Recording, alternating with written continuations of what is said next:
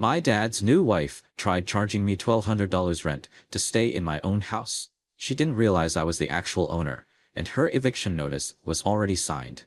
Now she want me to forget this ever happened.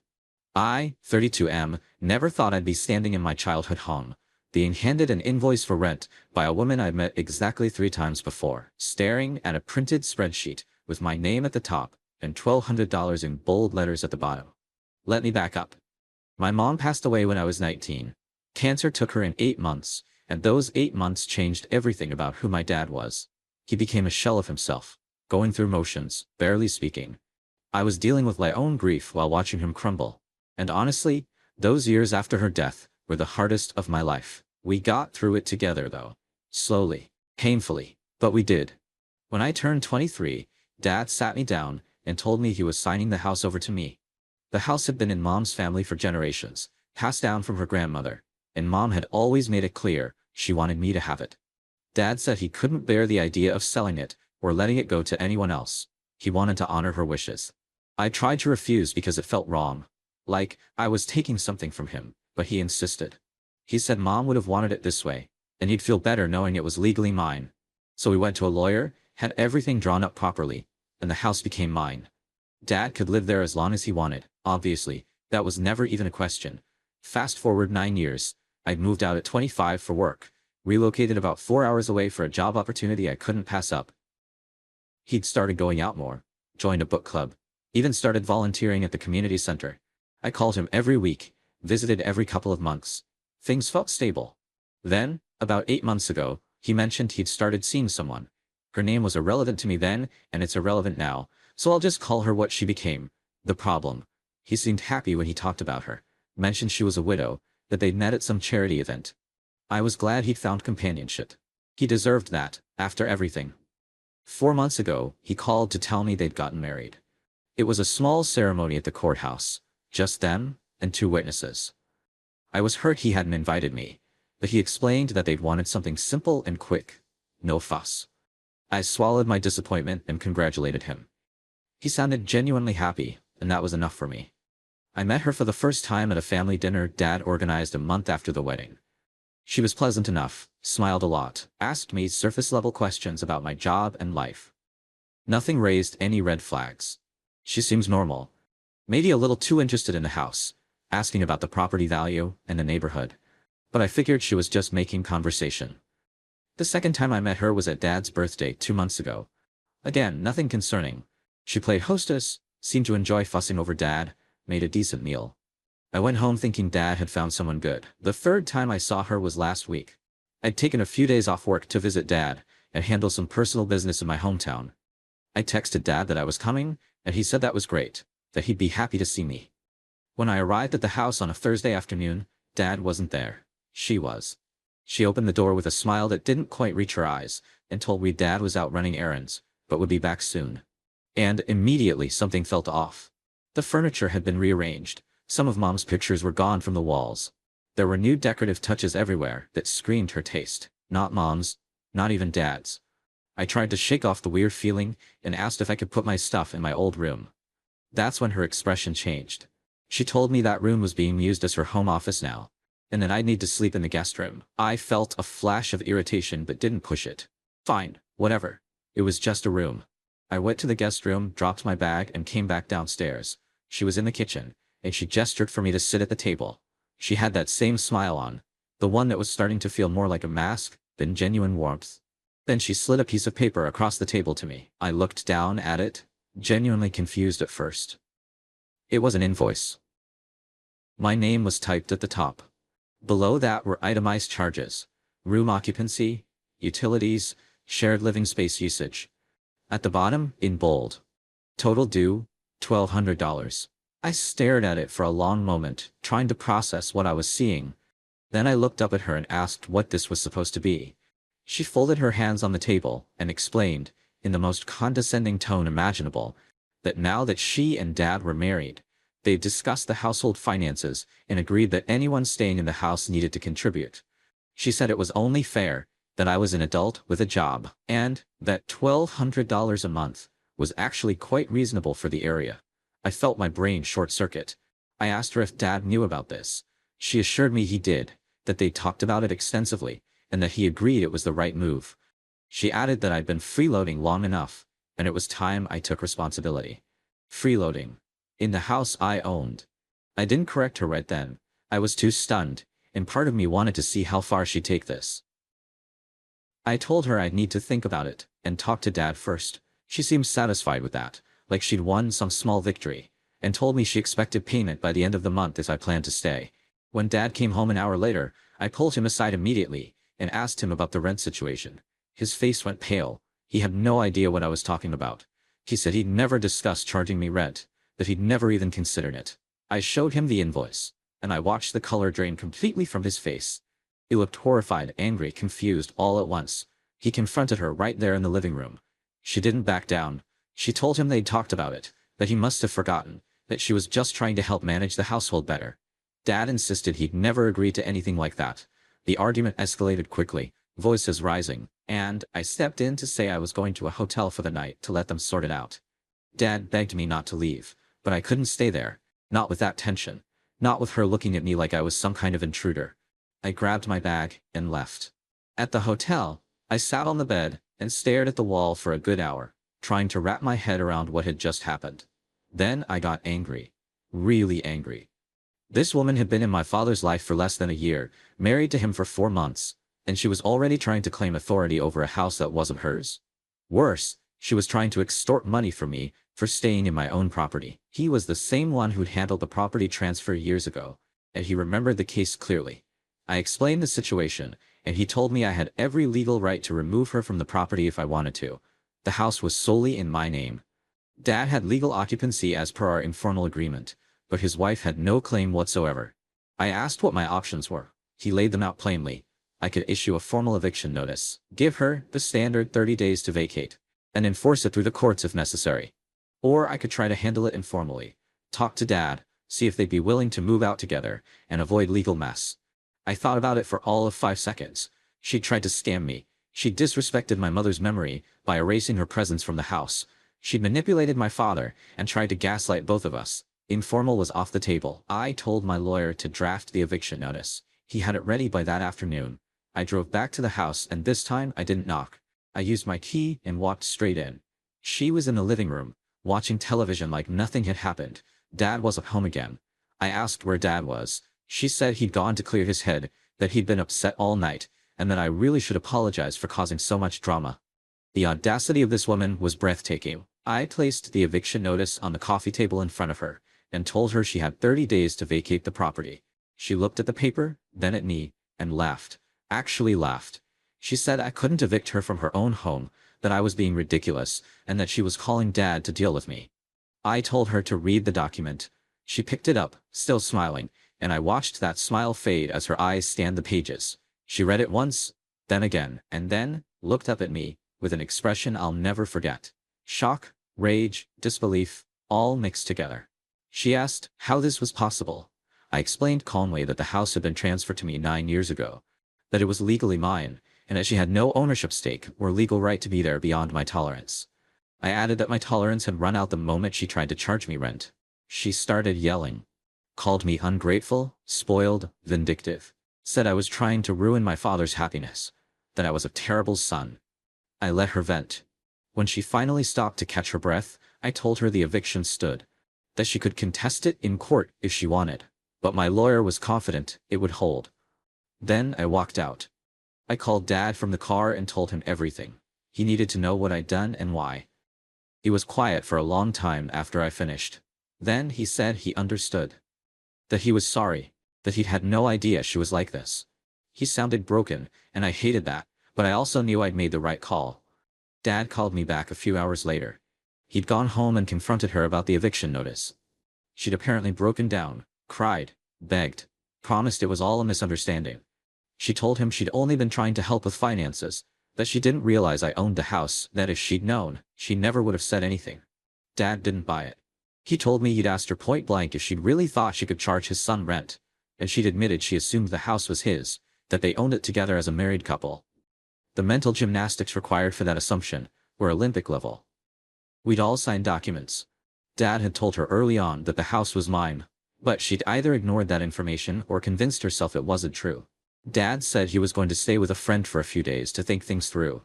He sounded exhausted. I told him I was sorry it had come to this. And he said it wasn't my fault. Over the next week she tried everything. She called me 6 times. I didn't answer. She left voicemails alternating between apologetic and hostile. One message she'd be crying, saying she made a mistake, and just wanted to fix things. The next she'd be threatening legal action, saying I regret this. I saved every single one and forwarded them to my lawyer. She showed up at my apartment 4 hours away. I have no idea how she got my address, but she did. I didn't let her in. She stood in the hallway of my building and shouted through the door that I was tearing the family apart. That Dad would never forgive me. That I was being cruel and heartless. A neighbor threatened to call the police, and she finally left. The worst part was what she tried to do to Dad. She told him I threatened her, that I'd been verbally abusive, that I was trying to isolate him from her. Dad, to his credit, didn't believe her. He'd seen enough by that point. But the fact that she tried to manipulate him like that made my blood boil. 2 weeks into the 30-day eviction period, my lawyer received a call from her lawyer. Apparently she'd lawyered up and wanted to negotiate. Her position was that as Dad's spouse, she had a legal right to reside in the marital home. My lawyer shut that down immediately. Explained that the property wasn't the marital home in any legal sense since Dad didn't own it, and that spousal rights didn't extend to property owned by third parties, even if that third party was Dad's son. Her lawyer tried a few more angles, all of which went nowhere. Eventually, they dropped it. 3 weeks in, Dad filed for divorce. He told me he couldn't stay married to someone who'd lie to him, manipulate him, and try to scam his son. He said he'd been lonely after Mom died, desperate for companionship, and he'd ignored red flags because he wanted to believe he'd found someone good. He apologized for bringing her into our lives, and I told him he had nothing to apologize for. He'd been trying to move forward. He couldn't have known. We're at day 28 now. She hasn't left yet, but she will. My lawyer's already prepared the next steps if she tries to overstay. Dad's staying with me temporarily while the divorce processes. He seems lighter somehow, like a weight's been lifted. Yesterday she sent me a text.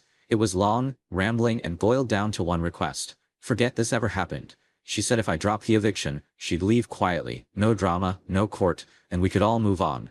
She said she'd made mistakes, but didn't deserve to be homeless. She promised she'd never contact me again. I didn't respond.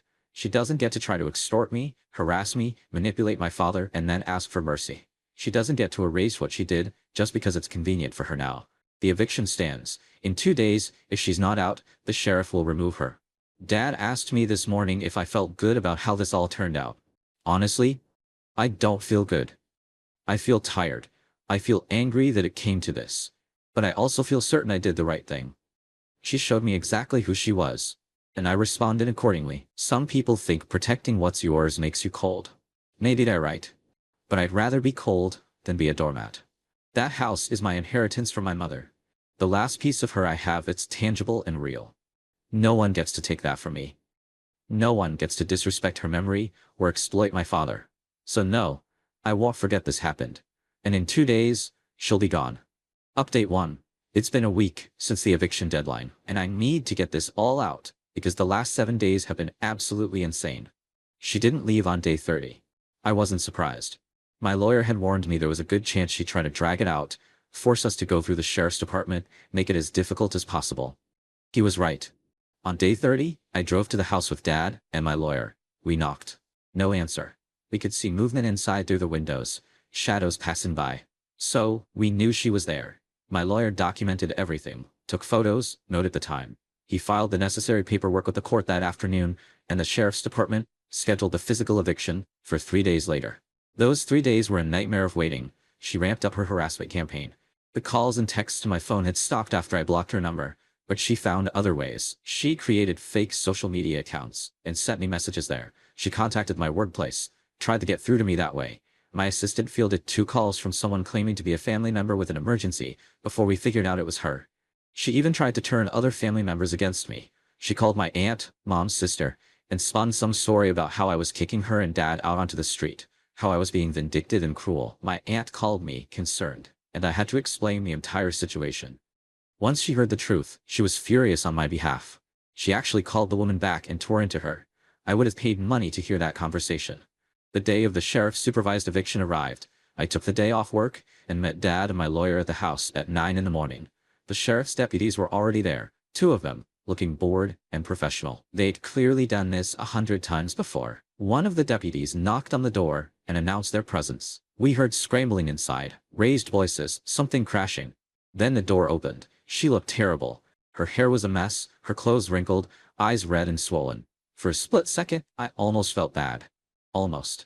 Then, she opened her mouth. She started screaming at the deputies that this was her home, that I was illegally evicting her, that her husband owned the property. The deputies asked for documentation. She couldn't provide any, of course, because it didn't exist. My lawyer handed over our paperwork.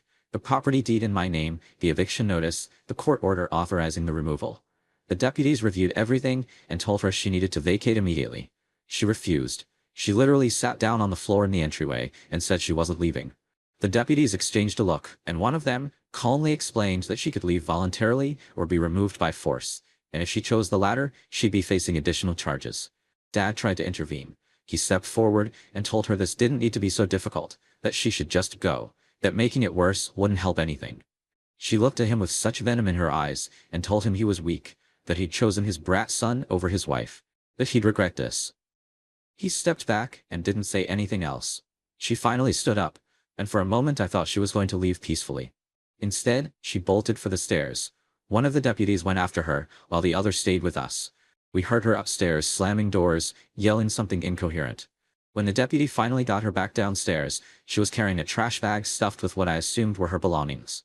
The deputies escorted her out to the front yard. She stood there on the lawn, clutching her trash bag, and stared at the house like she could will herself back inside. Then she turned to me. She told me I'd pay for this, that karma would catch up to me, that I was a miserable person who'd end up alone just like I deserved. I didn't respond. There was nothing to say. The deputies suggested she move along, and after another minute of glaring, she finally walked away down the street. Once she was gone, the deputies did a sweep of the house to make sure it was clear. Dad and I waited outside. When they gave us the all clear, we went in. The place was trashed. Not destroyed, but definitely vandalized. She'd emptied the kitchen cabinets onto the floor, left the refrigerator door open, poured something sticky on the counters. Upstairs, she'd torn down curtains, knocked over furniture, emptied drawers. In my old room, her so-called home office, she'd shredded papers and left them scattered everywhere like confetti. The worst part was the living room. She'd taken Mom's remaining pictures, the ones she hadn't already removed, and smashed the frames. The glass was everywhere, and the photos themselves were torn. I stood there staring at a picture of Mom holding me as a baby, ripped right down the middle, and something in me broke. Dad saw it too. He picked up the pieces carefully, like he could somehow put them back together, and I watched tears run down his face. He apologized again, kept saying he was sorry. And I had to tell him to stop because none of this was his fault. We spent the rest of the day cleaning. My aunt came over to help once she heard what happened. The 3 of us worked for hours, throwing away broken things, salvaging what we could, trying to restore some sense of order. By evening, the house was livable again, but it felt violated somehow, tainted. I filed a police report for the property damage. The officer who took the report was sympathetic, but told me cases like this rarely resulted in charges unless the damage was extensive. It wasn't. It was just mean-spirited. Over the next few days, things finally started to settle. Dad moved back into the house. He seemed more like himself, more present. We had long conversations about everything that had happened, about Mom, about his loneliness, about how he'd let himself be blinded by the idea of companionship. He told me he was going to take some time to be on his own, to figure out who he was outside of being someone's husband. I thought that was the end of it. I really did. Then, 2 days ago, I got a call from an unknown number. Against my better judgment, I answered. It was her lawyer. He told me his client was willing to drop any potential claims or future legal action if I agreed to a settlement. I asked what kind of settlement. He said she wanted $50,000 for emotional distress and wrongful eviction. I actually laughed out loud. I told him there was no wrongful eviction, that every step had been legal and documented, and that his client had no grounds for any claim. He gave me some rehearsed speech about how these things could get messy in court, how it might be easier to just settle and move on. I told him to tell his client to try me. Then I hung up and called my lawyer. My lawyer was even less amused than I was. He contacted her lawyer and made it crystal clear that if they filed any frivolous lawsuit, we'd countersue for the property damage, harassment, and legal fees. He also mentioned we had documented evidence of her creating fake accounts to contact me and showing up at my residence uninvited, which could constitute stalking depending on how aggressive we wanted to be. Her lawyer backed off immediately. We haven't heard anything since. Dad's divorce is moving forward. She's apparently contesting it, trying to drag it out, asking for spousal support. Dad's lawyer isn't worried. They were married for 4 months. There's no significant shared assets. It'll be finalized soon enough. Yesterday, Dad and I sat on the back porch of the house, the same porch where Mom used to drink her coffee every morning. He asked me if I regretted how I handled everything. I told him no. He nodded and said he didn't either, that he was grateful I'd stood up for myself and for Mom's memory. We sat there in silence for a while. And then he told me something I didn't know. He said that a few weeks into his marriage, she'd started asking about the house's value, about whether he'd ever considered selling, moving somewhere new. He said he'd shut that down immediately, told her the house wasn't for sale and never would be. He said she'd seemed upset but dropped it. He could see she'd been planning something, even then. Maybe not the rent scheme specifically, but something. She'd wanted access to the house's value, one way or another. Hearing that made everything click into place. She hadn't just been opportunistic when she handed me that invoice. She'd been working an angle from the start. The whole marriage might have been about getting her hands on property she thought Dad owned. It made me sick. It also made me certain I'd done the right thing. I don't know what she's doing now or where she ended up. I don't care. She's out of our lives and that's all that matters. Dad's talking about repainting the living room, putting Mom's pictures back up properly, maybe even getting some of the old furniture out of storage. He wants to make the house feel like home again, the way it did before she came into the picture. I told him I'd help however he needed. The house is still mine legally, but it's his home. It always has been. And now finally it can be that again, without someone trying to twist it into something else. Some people might think I was too harsh, that I should have given her a chance to explain or work things out. But the truth is, she showed me exactly who she was with that invoice. Everything that came after just confirmed it. I protected what was mine, what was Mom's, and I'd do it again in a heartbeat.